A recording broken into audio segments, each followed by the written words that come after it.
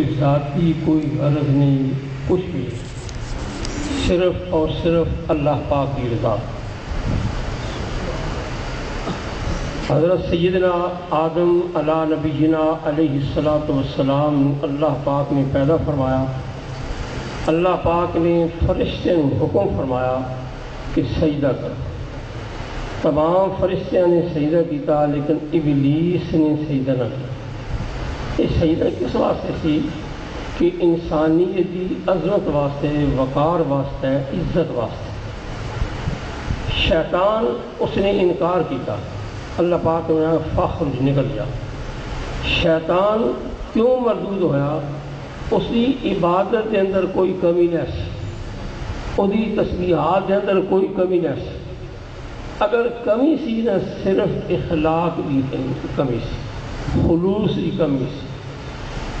پورا جتنا دین ہے نا، پورے کا پورا دین جڑا ہے نا، اس کی روح جڑی ہے نا وہ خلاص ہے۔ اس طرح انسان کا بدن ہے، ایک ڈھانچہ ہے، اس کے اندر روح ہے۔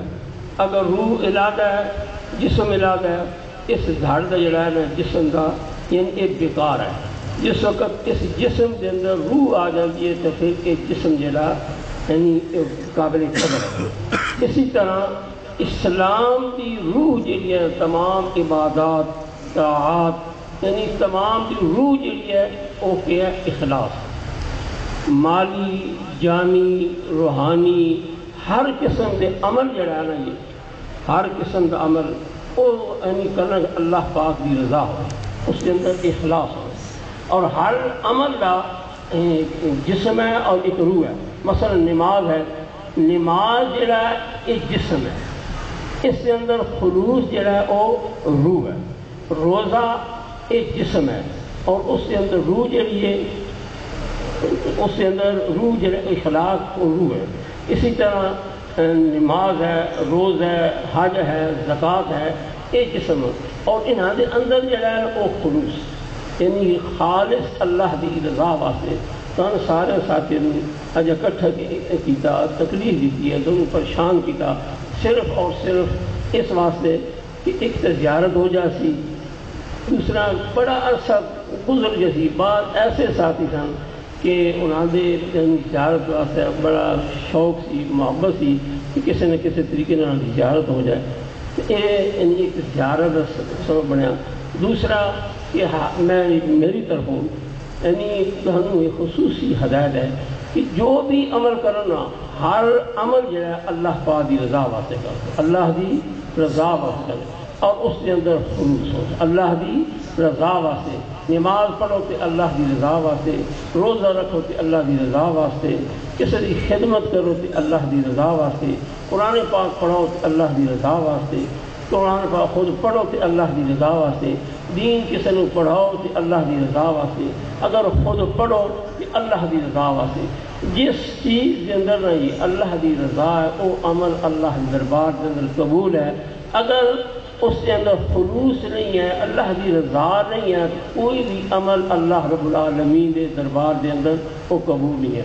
اور یہ جتنا ادارے کا سلسلہ ہے، مسئلہ ہے، یعنی جدوں کا شروع ہے، تقریباً 35-36 سال ہو گئے، کہ میں اپنے آپ کو بالکل بیکار سمجھا۔ سچی گل ہے، میں اپنے آپ کو بیکار سمجھا کہ میرے اندر کوئی صلاحیت نہیں، علم نہیں ہے، عمل نہیں ہے، کچھ بھی نہیں ہے۔